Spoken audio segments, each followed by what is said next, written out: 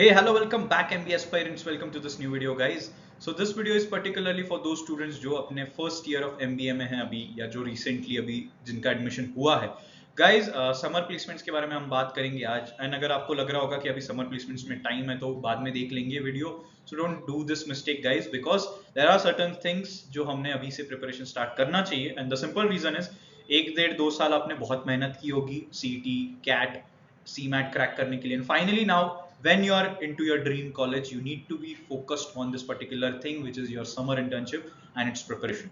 So guys, इस video में सारी चीजें देखेंगे, right from your कैसे प्रिपरेशन होना चाहिए, क्या करना चाहिए, क्या नहीं करना चाहिए, और what the company looks for, and क्या गलतियां स्टूडेंट्स, मैक्सिमम स्टूडेंट क्या गलतियां करते हैं, वो सारी चीजें देखेंगे इस पर्टिकुलर वीडियो में. So firstly, what is more important? Let's see important क्या है when you talk about summer internship. So firstly guys, if you see what things to focus, trust me, more than 50% of the students will always focus on the wrong track, and the track is package. If you see the things to focus, मैंने कहीं पे भी package नहीं लिखा है क्योंकि हम बात कर रहे हैं समर इंटर्नशिप की. समर इंटर्नशिप और फाइनल इंटर्नशिप में बहुत फर्क है. You don't look at your packages during summer internship. तो क्या चीजों पे फोकस होना चाहिए अगर आपको फाइनल्स में अच्छा करना है तो? Firstly is your role. See what type of work are you getting to do. अगर आपका इंटरेस्ट है पर्टिकुलर चीज में और वही चीज आपको मिल रही है, भले उसकी स्टाइपेंड कम है, उसकी इंटर्नशिप की जो पैकेज है वो कम है, चल जाएगा गाइस. बट आपके सीवी की जो वैल्यू बनेगी, आपका जो नॉलेज, आपका जो एप्लीकेशन बेस्ड थिंग होगा, दैट विल बी इमेंस. तो इसीलिए मेक श्योर आप सबसे पहले जब कंपनी आ रही है तो रोल चेक कर रहे हो. And be open guys, be open. This will be my first suggestion. Next is brand. फिर चले जाओ तुम ब्रांड पे. ओके, बड़ा ब्रांड है, बड़ी चीज है, तो शॉर्टलिस्टिंग में हेल्प होगी, ऑफकोर्स होगी, राइट. फिर चले जाओ सेक्टर पे. Target those sectors that you really want to work in, जहां पे तुम्हारा इंटरेस्ट, इंक्लिनेशन लाई करता है, वहां पे सेक्टर्स पे टारगेट करो. Okay, then also look at PPO probability. आपके सेक्टर में, for example if I am talking about banking as a sector, तो कुछ ऐसे 2 4 बैंक्स हो गए जो जिनके PPO रेशोज बहुत अच्छे, and this you can get to know from your seniors. तो अगर सीनियर से बात करते हो तो पता चल जाता है एग्जैक्टली कि आपका PPO का रेशो कौन से कंपनी का अच्छा है, and then you can try for such organisations. क्योंकि अगर आपको PPO मिल जाता है गाइज, तो ट्रस्ट मी, 1 साल फुल चिल. ओके, और आपके सिर के ऊपर से वो प्लेसमेंट का टेंशन भी हट जाएगा, right. And next finally is your interest. जहां पे इंटरेस्ट है वहीं पे ट्राई करो, क्योंकि आपका करियर कम से कम 20 to 25 ईयर्स चलेगा.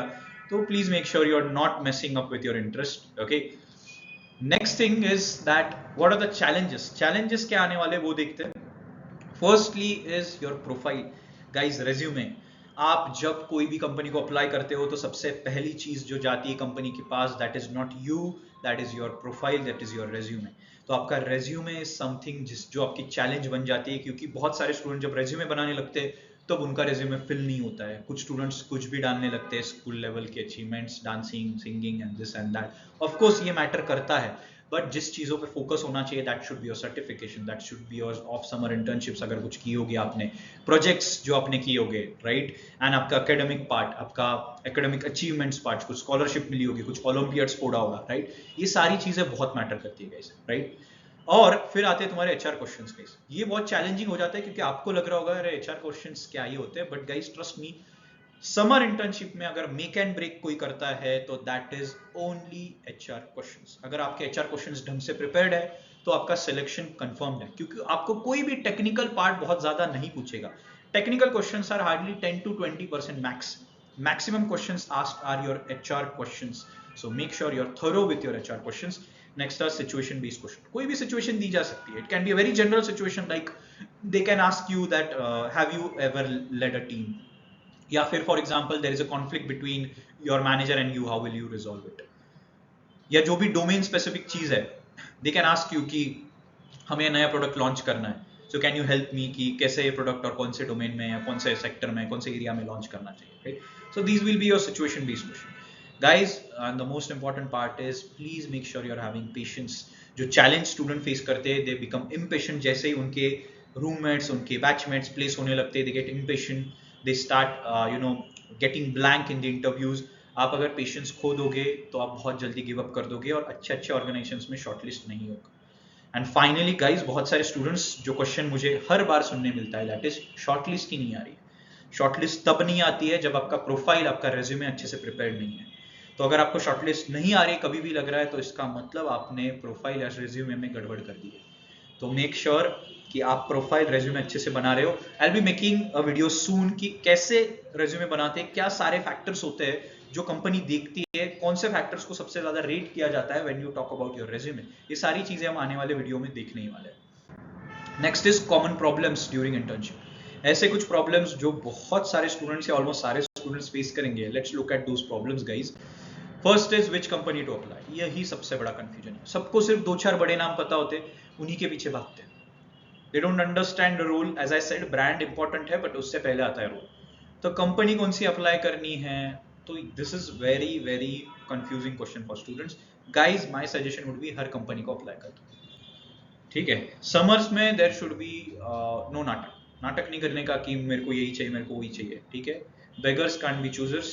तो इसीलिए मेक श्योर आप सब चीजों को अप्लाई करें। सेकेंड पॉइंट, स्टूडेंट्स ऐसे होते हैं अभी तक 2 मंथ भी नहीं हुए होते कंप्लीट किए हुए एमबीए को।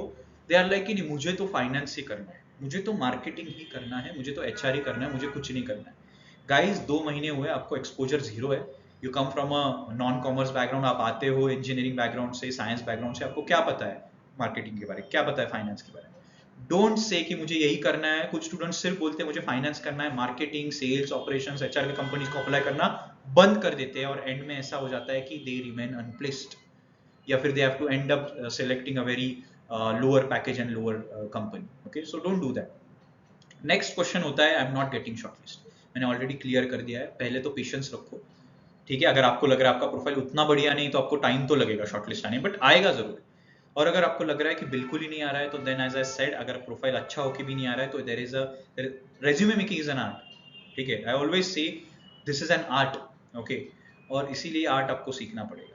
I'll make sure कि I'm making a very detailed video so that you are learning this particular art. And finally एक क्वेश्चन आता है, ये आता है कि I'm not able to convert. मैं इंटरव्यूज में जा रहा हूँ, मेरे 10 इंटरव्यूज हो गए पर मेरा कन्वर्जन 0 है। मैं 10 जीडीज हो गए बट जीडी में कन्वर्जन नहीं हो रहा है। तो गाइज अगर ग्रुप डिस्कशन में कन्वर्जन नहीं हो रहा है मतलब आपके पॉइंट्स वैलिड नहीं है, मतलब आपको पॉइंट्स, आपको हॉट टॉपिक्स रिवाइज करने की जरूरत है, आपको रीडिंग की जरूरत है। अगर आपके इंटरव्यूज कन्वर्ट नहीं हो रहे, इसका मतलब आपके एचआर क्वेश्चंस में कुछ ना कुछ प्रॉब्लम है, उसका स्ट्रक्चर बहुत खराब है। हमने जब टॉपरनिकस में हम हर साल प्रोफाइल बिल्डिंग वर्कशॉप करते हैं, ये वापस करेंगे हम जब समर इंटर्नशिप आती है। We also have one more batch that will be launching. If you want to register you can register अभी भी, बिकॉज हम क्या करते हैं, वी मेक श्योर कि स्टूडेंट्स को एचआर फ्रेमवर्क्स प्रोवाइड किए जा रहे हैं so that they are able to frame answers properly what the actual organisation needs. हमें ग्रेजुएशन के आंसर्स के साथ हम नहीं जा सकते, ऑर्गेनाइजेशंस धड़ाधड़ रिजेक्ट कर देती है, ठीक है। तो इसीलिए मेक श्योर आप जब बात कर रहे हो आपके एचआर क्वेश्चंस की, आपके रिज्यूमे की, आपके ग्रुप डिस्कशंस की, अगर आपको लग रहा है आपको एक सॉलिड प्रिपरेशन चाहिए, तो जो स्टूडेंट्स ने प्रोफाइल बिल्डिंग वर्कशॉप्स ऑलरेडी किया है टॉपरनिकस को, उनको पता ही होगा कि we have properly provided them with frameworks and everything, so they are ready. जो लोगों को अभी भी करना है, you can reach out to the given number, description में नंबर मेंशन्ड है, you can just reach out to them and you can register for that particular workshop. Finally advice for summers. Guys and में एक advice दूंगा, 4-5 advice जो आपको याद रखनी पड़ेगी when you go for your summer internship और अभी से।